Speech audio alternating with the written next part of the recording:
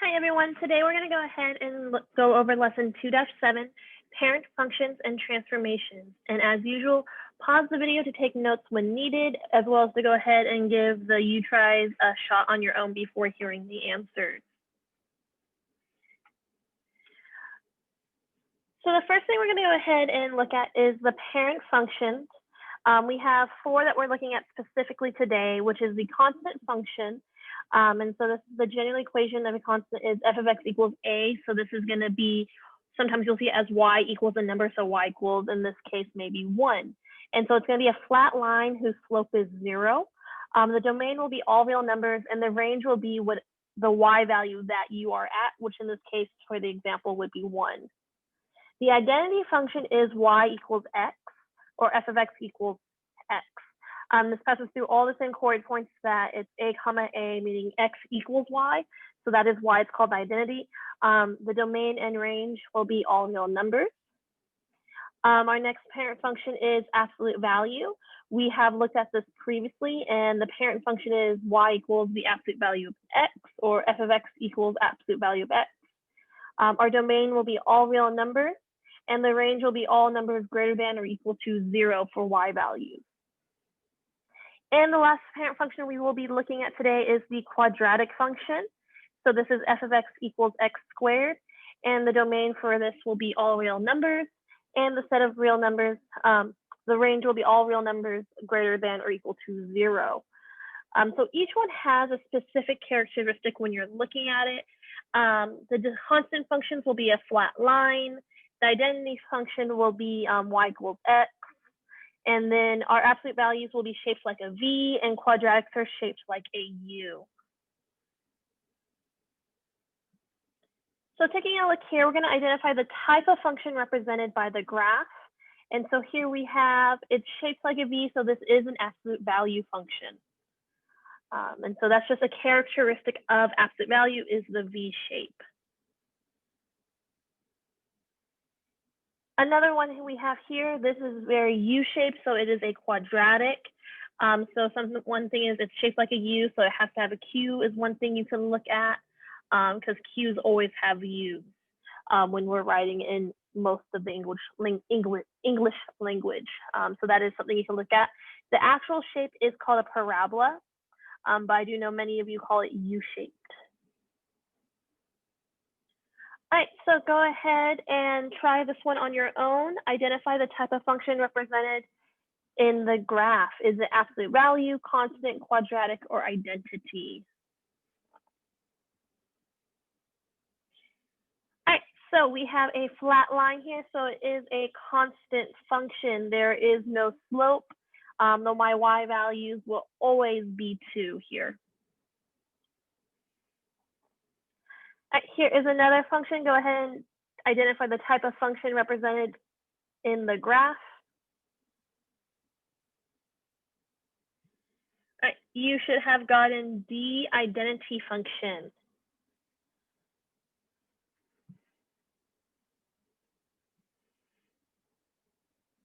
All right, so moving on to example 2, we have describe the transformation in y equals x plus 2 or x plus 1 squared, and then graph the function.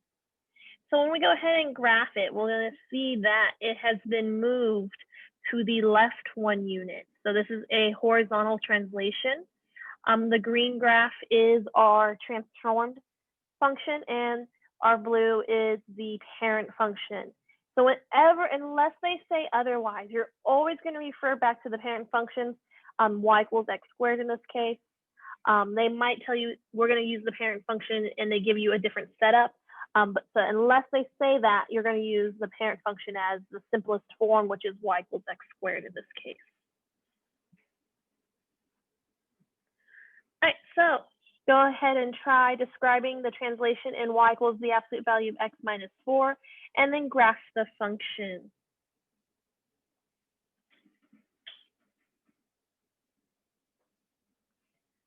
All right, so looking at that x minus 4, that if you were to graph it, you would see that it shifts to the right 4 units. So our answer is C, and here's what our graphs would look like when we, if we were to graph both of them. So again, the blue is the parent function, the green is the transformed version.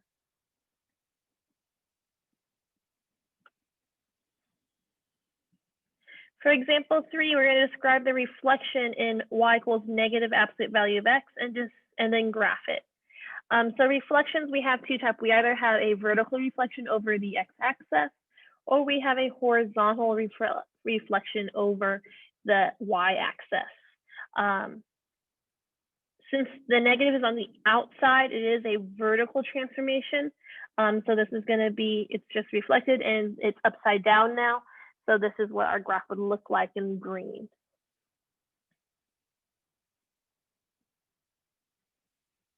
All right, here is you try number 3, describe the reflection in y equals negative x squared, and then graph the function.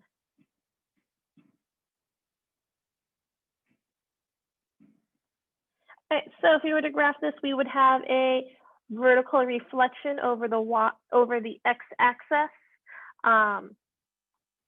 It is possible if we have one where we could have it being b, but because it's a quadratic, there actually wouldn't be any change in the graph.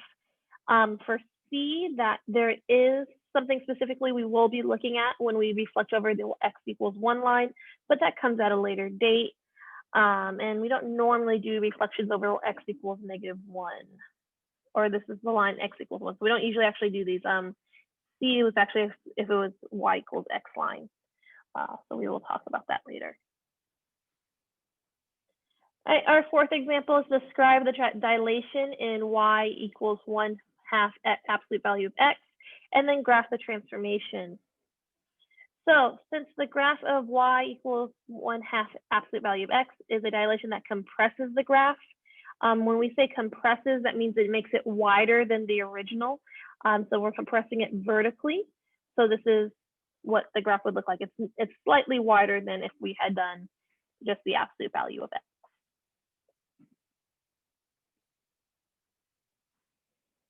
All right, here is example 4. Describe the dilation of y equals absolute value of 2x, and this graphs the function.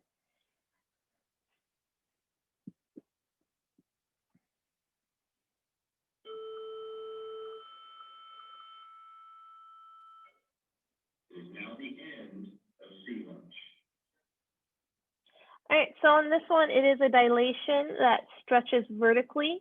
So it is more narrow in our graph.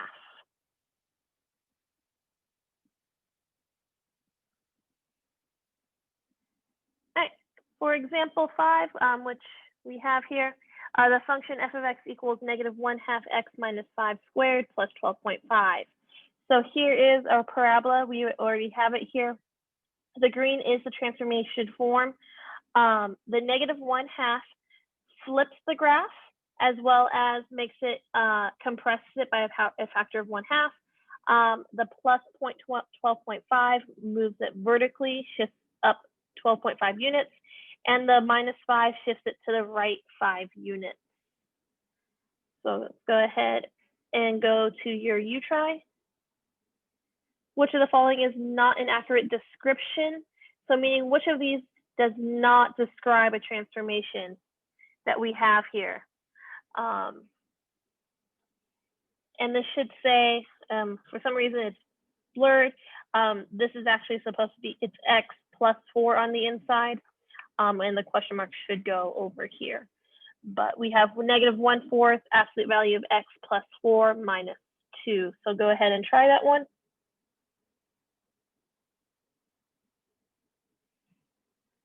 All right, so this -1/4 reflects the graph upside down over the x-axis. This -2 shifts the graph down 2 units, and +4 shifts the graph to the left. So our answer is A, shifts the +4 moves right 4 units is incorrect. So that is not what it's supposed to be. And if we were to graph it, this is what it would look like.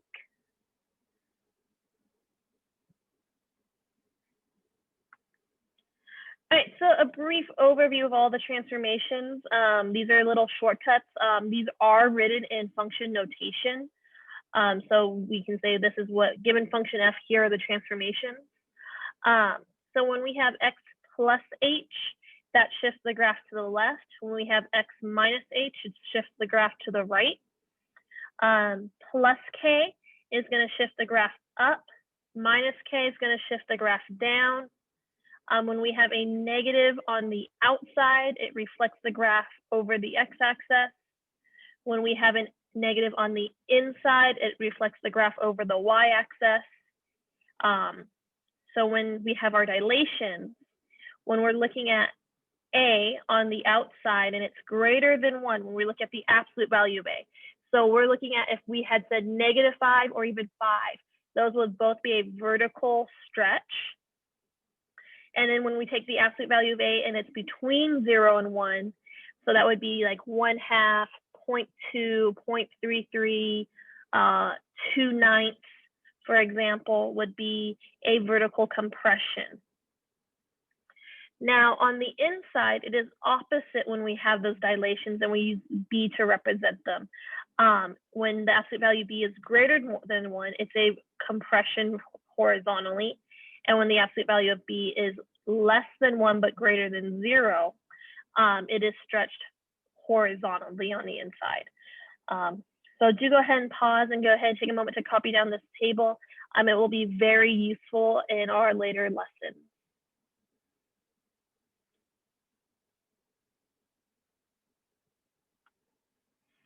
All right, so this is transformation form, which we will see quite a bit in our class. So if we don't have it in function notation, you might see the equation written this way, and you'll have some kind of identifying. So you might have a 2 here, you might get a 3, you might see the absolute value. So just a couple things. But A will always be your reflection.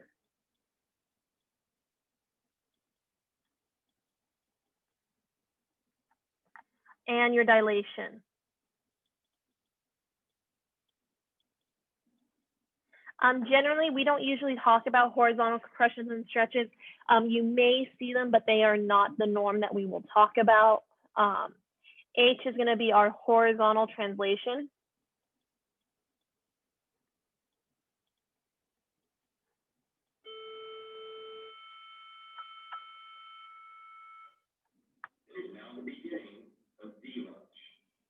And K will be our vertical translation.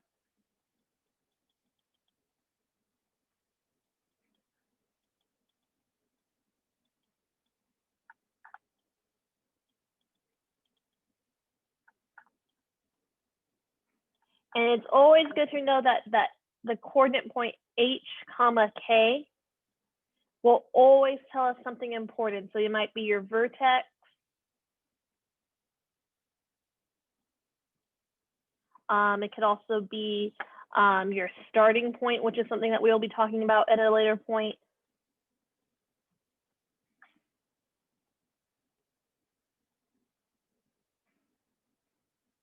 But H, K will be very important in our classes pretty much the rest of the school year. That is the end of the notes. Make sure that you have them written down for what you need to look at, and I will see you in class. See you next time.